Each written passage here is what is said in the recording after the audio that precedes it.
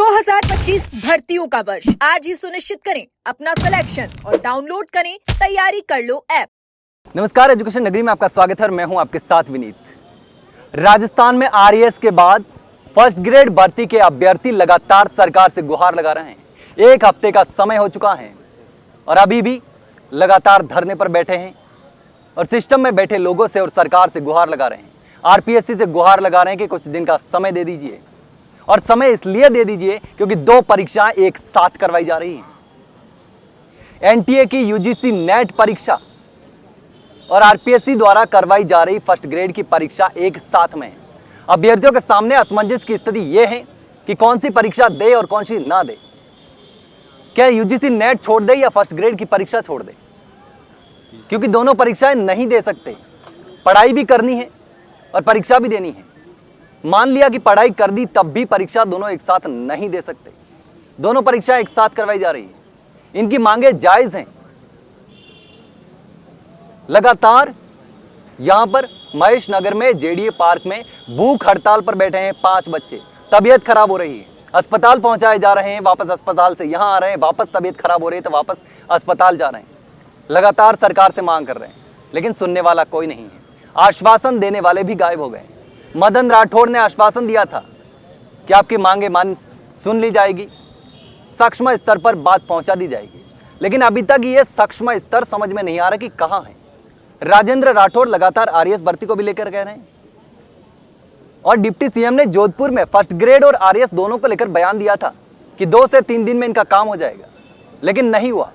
उसके बाद बच्चों ने शहीद स्मारक पर खून से पत्र लिखा सीएम के नाम, और तब भी कोई भी रेस्पॉन्स नहीं मिला। सरकार का कोई भी नुमाइंदा बात करने नहीं पहुंचा, कोई भी खैर खबर लेने के लिए नहीं पहुंचा। और उसके बाद परेशान होकर यहां पर भूख हड़ताल पर बच्चे बैठे हैं।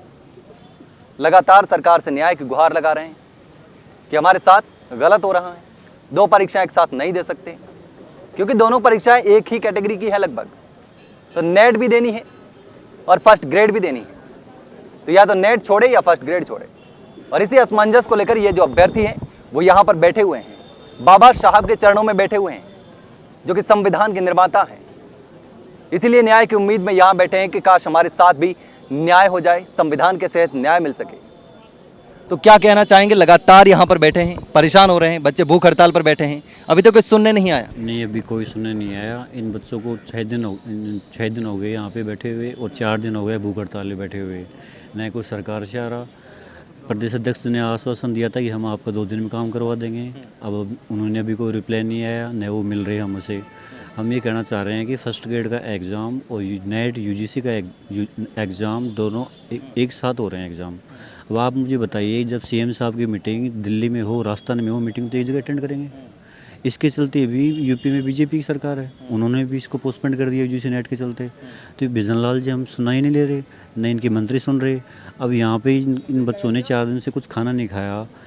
3 लड़कियाँ हैं, इन्होंने कुछ खाना नहीं खाया, इनकी तबीयत बिगड़ रही है, इनको कोई सुनने के लिए नहीं आ रहा।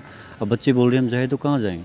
इसके साथ भी फिजिक्स का इंटरव्यू है, वो भी 23 तारीख से स्टार्ट है। और वो बच्चे इंटरव्यू दें या फिर फर्स्ट ग्रेड का एग्ज़ाम दें। उसके बाद रेलवे का एग्ज़ाम है, उसके बाद संस्कृत डिपार्टमेंट की डीवी है। अब बच्चे मैथ वाली डीवी देने जाएं या अपना जीके का पेपर दें। सारे एग्ज़ाम एक साथ क्लैप्स कर रहे हैं। आरएएस हम ये चाहते हैं कि फर्स्ट ग्रेड का एग्ज़ाम पोस्टपोन हो जाए, और नेट जो एलिजिबल बच्चे नहीं हैं, अब एलिजिबल बच्चे नहीं हैं, उनको ऑपरेशन सिंदूर के चलते उनकी एग्ज़ाम पोस्टपोन हो गई।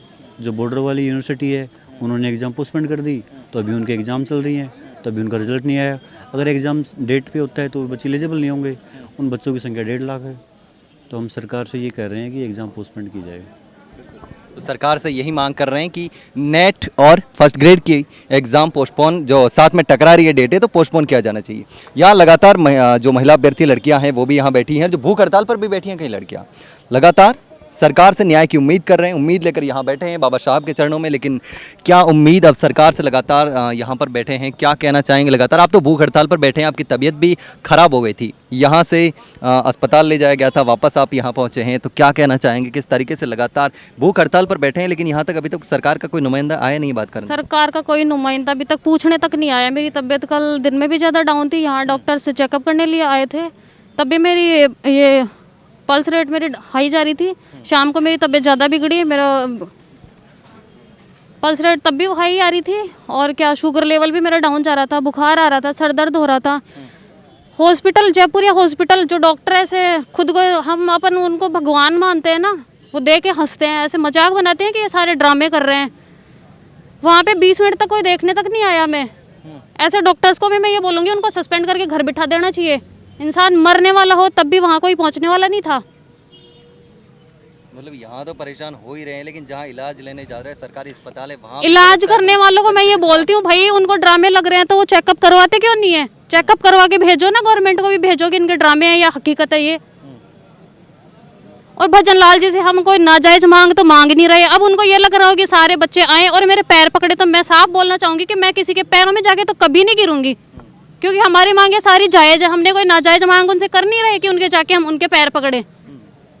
सरकार को जनता के लिए चुना है। हमने सरकार को जनता के लिए चुना, हमने पहले कांग्रेस को चुना, कांग्रेस ने सारे पेपर बेच दिए। हो सकता है बीजेपी वालों ने अपने बच्चों के लिए सारे पेपर पूरे बेच चुके हैं, इसलिए वो कुछ सुन नहीं रहे।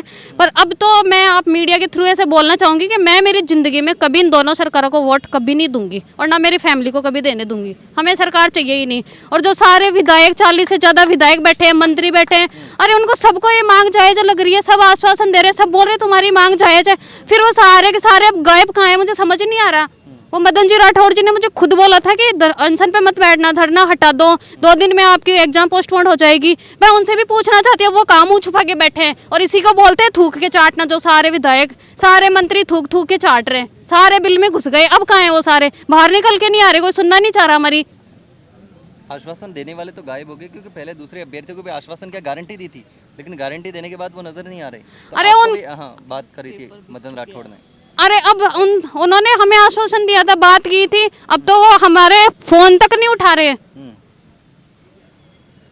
तब कोई उम्मीद बची नहीं है सरकार और नेताओं से, जो लगातार ये बात कर रहे थे कि हम युवाओं के साथ खड़े हैं, युवाओं के साथ न्याय करेंगे।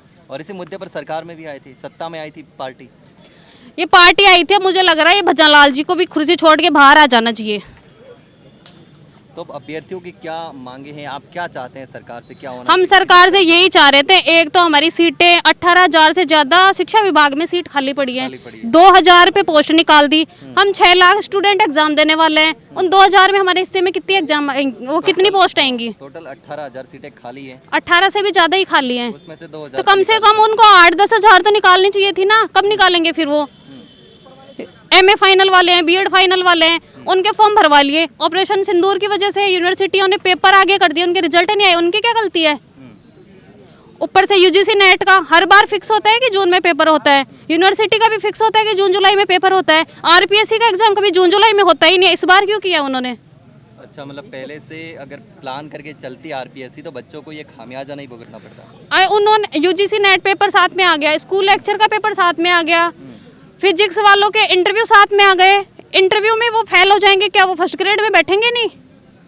वो तो सारे एग्जामों से बाहर हो गए। तो अब लगातार उम्मीद जो है वो टूटती जा रही है। अभी तक कोई 6 साल लगभग हमारी उम्मीदें तो टूटती जा रही है, पर अब आगे गवर्नमेंट की भी उम्मीदें टूटेंगी। वो क्या उम्मीद करते हैं 3 साल बाद हम उनको वापस चुनेंगे? ये भाजपा और कांग्रेस को तो हम युवा साथी तो कभी नहीं चुनेंगे। मतलब सभी से परेशान हो गए, हम सबसे परेशान हो गए। पार्टी कोई सी भी पार्टी हो, मैं तो मेरी जिंदगी में दोनों पार्टियों को कभी वोट नहीं दूंगी, और मैं क्या मेरे पूरे वार्ड से नहीं दिलवाने दूंगी। बिल्कुल, अभ्यर्थियों का जो गुस्सा है वो साफ तौर पर जायज है, और देखा भी जा सकता है कि किस तरीके से लगातार अभ्यर्थी परेशान है। तो साफ सीधी सी बात है कि नाराजगी तो सामने आएगी ही। तो लगातार आप भी शायद भूख हड़ताल पर बैठे हैं। जी मैं क्या कहना चाहेंगे? लगातार यहाँ पर परेशान हो रहे हैं, बैठे हैं, लगभग हफ्ता भर का समय हो गया है, लेकिन कोई आया नहीं अभी तक। उम्मीद में बैठे हैं, एक दिन कोई आएगा, कोई बोलेगा कि करते हैं आपका काम। लेकिन 6 दिन आज धरने पर हो गए और 4 दिन भूख हड़ताल पर हो गए, लेकिन आज अभी तक कोई ना तो प्रशासन की तरफ से कोई आया है और ना ही गवर्नमेंट की तरफ से कोई आया है।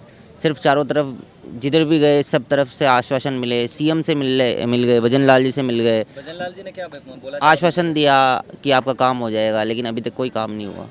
CM ने बोल दिया, मदन राठौड़ जी ने बोल दिया, शिक्षा मंत्री अपने मदन दिलावर जी ने बोल दिया, सब से आश्वासन मिला कि आपका काम हो जाएगा, लेकिन सिर्फ वो आश्वासन ही था और अब ये लोग बात भी नहीं कर रहे हैं। बोल सब रहे हैं कि आपकी मांगे जायज़ हैं, लेकिन पूरी किसी को नहीं करनी है। पूरी किसी को नहीं करनी है, सिर्फ वो आश्वासन ही दे रहे हैं।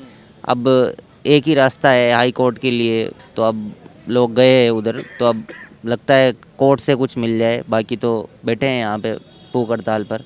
कोर्ट से उम्मीद लेकर बैठे हैं, क्योंकि गवर्नमेंट तो आश्वासन ही देगी और इसके अलावा कुछ नहीं कर सकती बस। लेकिन एक बात ये भी कही जा रही है कि आरपीएससी ने पहले ही अपनी डेट तय कर दी थी, उसके बाद एनटीए ने यूजीसी नेट की डेट जारी की, तो आरपीएससी अपनी जगह सही है, ये भी बातें कही जा रही है। देखो आरपीएससी सही नहीं है मेरे हिसाब से, क्योंकि फर्स्ट ग्रेड के एग्ज़ाम आज दिन तक कभी जून में हुए नहीं है, ठीक है ना। और नेट यूजीसी के एग्ज़ाम हमेशा जून जुलाई में होते हैं, फिक्स है, ये शेड्यूल फिक्स रहता है उनका, ठीक है। तो इन्होंने क्या किया है कि नेट यूजीसी के एग्ज़ाम के टाइम इनको पता था कि जून जुलाई में होंगे, उसके बावजूद इन्होंने फर्स्ट ग्रेड की डेट इधर दी है जून जुलाई में। और असिस्टेंट प्रोफेसर के एग्ज़ाम है, ज़रूरी थोड़ी जो इंटरव्यू देगा वही उनका सिलेक्शन हो ही जाएगा, तो उनके इंटरव्यू भी इन्होंने 23 तारीख से इस टाइम पे शेड्यूल कर दिए।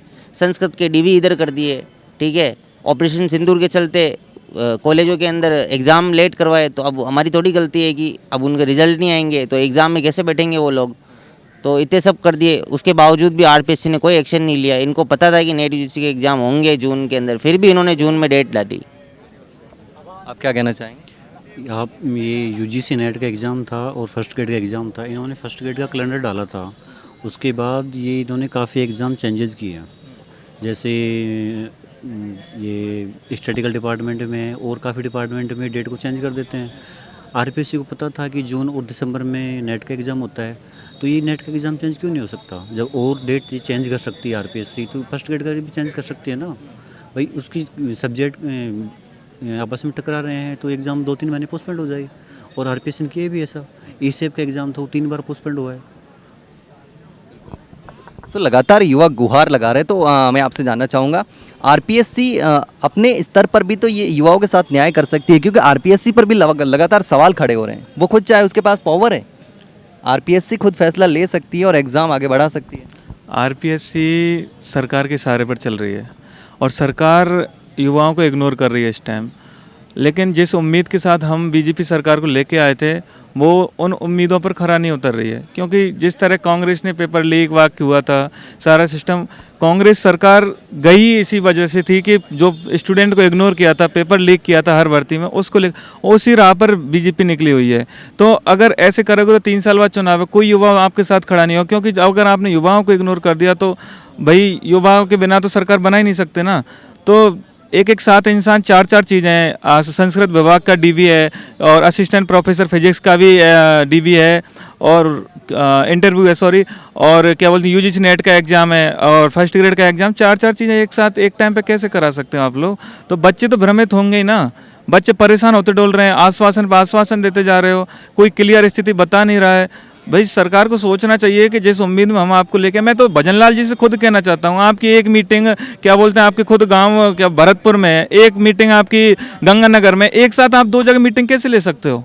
भाई बच्चों के पास सीमित संसाधन है, सब कुछ है, गरीब घर से आ रहे हैं, तो आप ऐसे बोल रहे हो कि आप 4 जगह एक साथ प्रेजेंट हो। हम कोई आत्मा तो है नहीं जो एक साथ एक जगह प्रेजेंट हो लेंगे। भाई हम यही तो मांग रहे हो, कोई ऐसी बड़ी गंदी मांग तो है नहीं हमारी, यही बोल रहे हैं थोड़े दिन बाद करा लेना इस एग्जाम को, जो आप करा रहे हो, जो आपने शेड्यूल कर रखा है। बच्चों को सारे एग्जामों अपीयरिंग होने का मौका दे। पहले इतनी कम भर्ती निकलती है, 2-2 हज़ार पे पोस्ट निकाल रहे हो आप, उसमें भी आप मौका नहीं दे रहे हो, तो ये सरकारी कहीं ना कहीं खामी है और युवा पूरा बिल्कुल आक्रोशित है इस चीज़ से, और 3 साल बाद इसका बिल्कुल जवाब दिया जाएगा। कांग्रेस वालों से भी कहना चाहता हूँ, आप भी बहुत गंदे इंसान हो, आप भी ना तो हमारे साथ लगते हो, खुद भी यही भर्ती क्या बोलते हैं भर्तियों में फर्जीवाड़ा कराते हो। दोनों बीजेपी और कांग्रेस एक ही थाली के चट्टे बट्टे हैं।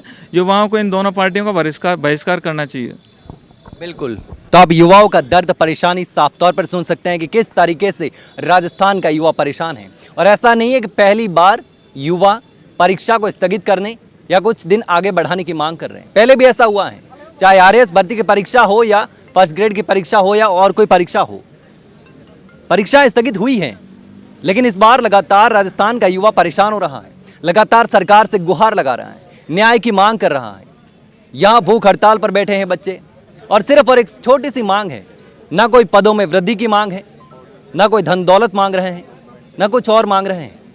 नुकसान हो रहा है, अन्याय हो रहा है, मौका नहीं मिल रहा है। 2-2 परीक्षाएं एक साथ करवाई जा रही हैं, परीक्षाएं छूट रही हैं, तैयारी के बाद वो परीक्षा नहीं दे पा रहे हैं, और इसीलिए वो चाहते हैं कि 2-3 महीने परीक्षा को आगे बढ़ाया जाए।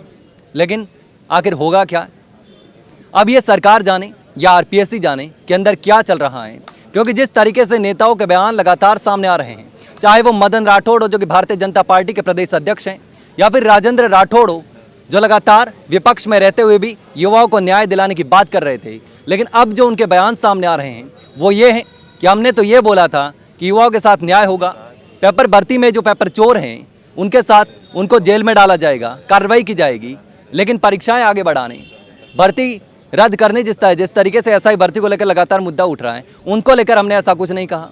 यानी कि अपने बयानों को बदलना अब साफ तौर पर नजर आ रहा है। लेकिन अब देखना होगा कि आखिर आरएएस और अभी ये फर्स्ट ग्रेड भर्ती के जो अभ्यर्थी यहाँ पर बैठे हैं उनके साथ न्याय होगा या नहीं होगा। कुछ ही दिन बचे हैं, ज़्यादा समय नहीं है, इसी महीने में एग्ज़ाम है, नेट का भी इसी महीने में है और फर्स्ट ग्रेड का भी इसी महीने में है। अब देखना होगा कि आखिर इन अभ्यर्थियों के साथ कब न्याय होता है, कब सरकार इनकी गुहार सुनती है, कब सरकार इनकी आवाज़ सुनती है, कब आरपीएससी फैसला लेती है। फिलहाल के लिए इतना ही, जल्द मिलते हैं एक नई जानकारी के साथ, तब तक के लिए नमस्कार।